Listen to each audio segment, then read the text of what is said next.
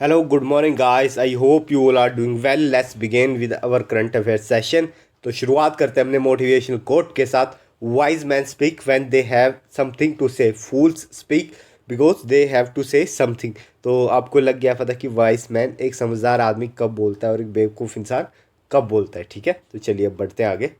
Centre ने exempt कर दिया custom duty on import of crude. तो आपको बताना है कौन से कच्चे तेल पे सेंटर ने कस्टम ड्यूटी हटा दी है. ठीक है, इंपोर्ट के उसके इंपोर्ट पे. तो वह सोयाबीन और सनफ्लावर के इंपोर्ट पे सेंटर ने कस्टम ड्यूटी हटा दिया है और ये कब तक है? 30 जून तक है. ठीक है.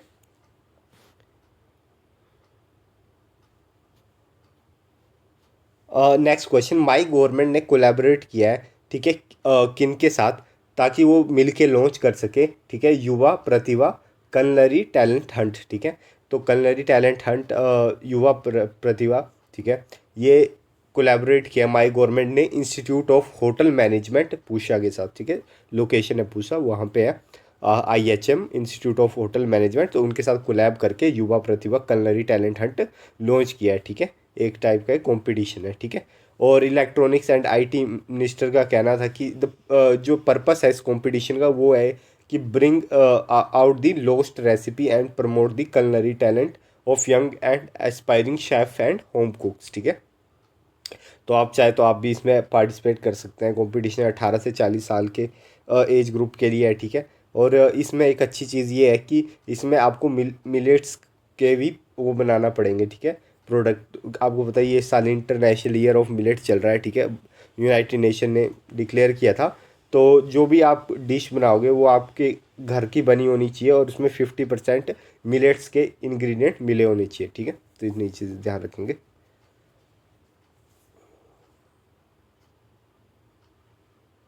आपको बताना है कौन सी मिनिस्ट्री ने डेवलप करी है carbon credit trading schemes for decarbonisation. ठीक है, तो कार्बन को कम करने के लिए कार्बन क्रेडिट ट्रेडिंग स्कीम आपकी लॉन्च करी है. किसने? मिनिस्ट्री ऑफ पावर और मिनिस्ट्री ऑफ एनवायरनमेंट दोनों ने मिलके. ठीक है, मिनिस्ट्री ऑफ पावर और मिनिस्ट्री ऑफ एनवायरनमेंट.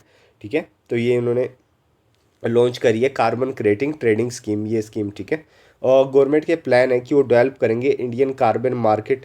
और ऑब्जेक्टिव क्या है इस मार्केट को डेवलप करने का? कि D carbonise the Indian economy by pricing the green house gas emission through trading of carbon credit certificates. ठीक है, और bureau of energy efficiency ministry of power along with environment ministry are developing the carbon credit trading scheme for this purpose. ठीक है,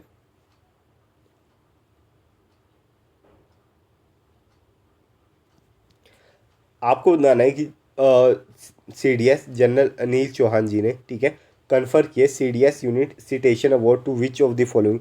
तो ये जो CDS unit award मिले हैं, ठीक है, सिटेशन ये मिले हैं आपके ऑल ऑफ दी अबव. इसका सही आंसर है स्ट्रैटेजिक फोर्स कमांड को मिला है. ठीक है, college of defence management Secunderabad में जो है उन्हें भी मिला है, और सेकंड पैरा SF को भी मिला है. ठीक है, जो पैरा स्पेशल फोर्सेज होती है जिसे पैरा कमांडोज करते हैं. ठीक है, उन्हें मिला है. General Anil Chauhan chief of defence staff conferred CDS unit citation award to the strategic force command college of defence management and Secunderabad and two para. ठीक है, for their exemplary performance for the year 2021 and 22 in a ceremony held in New Delhi.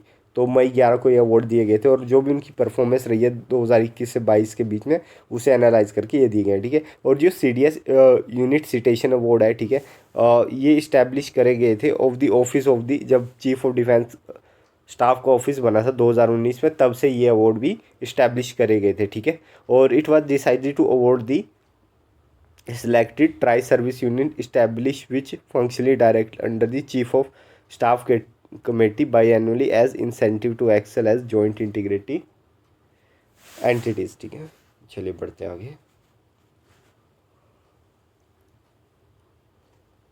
Over 100 health program and digital health application have been integrated with which digital mission. तो 100 सौ से भी ज़्यादा health programmes और बहुत सारी डिजिटल हेल्थ एप्लीकेशन को integrate कर दिया है एक ही स्कीम के अंडर, एक ही मिशन के अंडर. तो वो कौन सा मिशन है?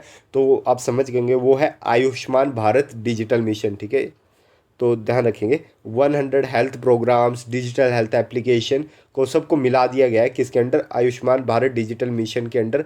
और जो नेशनल हेल्थ अथॉरिटी है इनका ये प्रोग्राम है, क्या है, आयुष्मान भारत डिजिटल मिशन, ठीक है। और बहुत ज़्यादा एक्सपेंड कर रहा है ये the digital health care delivery ecosystem with successfully integration of health pro. इसमें इंक्लूड है जैसे कि ई श्रुष्ट, ठीक है, ई संजीवनी, ई एस आईज, Haryana e Upchar, ANM Andhra Pradesh health, different states के भी इंक्लूडेड है, and other health care solution from the government sector along with 33 health app from the private sector innovators, ठीक है। और these integration are enabling more people to avail the benefit of digital health services like creation of Ayushman Bharat health account, access to and sharing of health records digitally, ठीक है।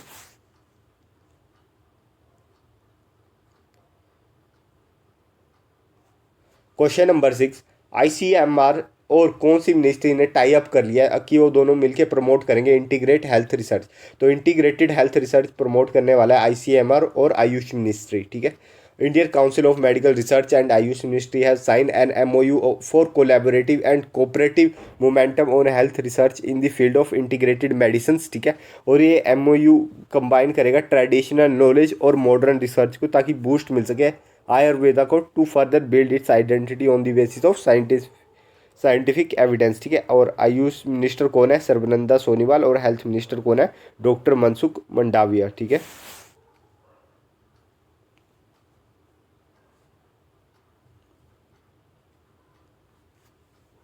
आपको बताना है बुद्धम शरणम गच्छामी exhibition किसने इनोग्रेट करी, कि ये करी है minister of state, union minister of state external affairs and culture, ठीक है, मीनाक्षी लेखी, इन्होंने इनोग्रेट करी थी Buddham Saranam Gacchami exhibition at the National Gallery of Modern Art New Delhi, ठीक है।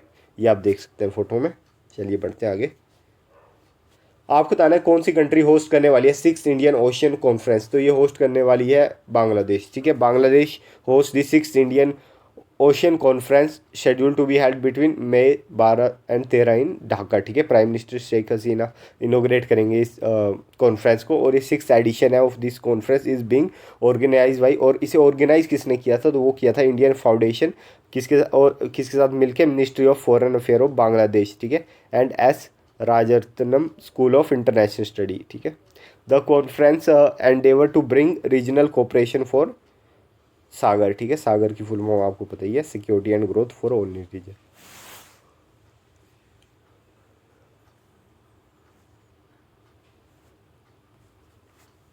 First mining startup summit will be held on 29 May in which Indian city. तो आपकी पहली माइनिंग स्टार्टअप समिट होने वाली है मुंबई में, ठीक है।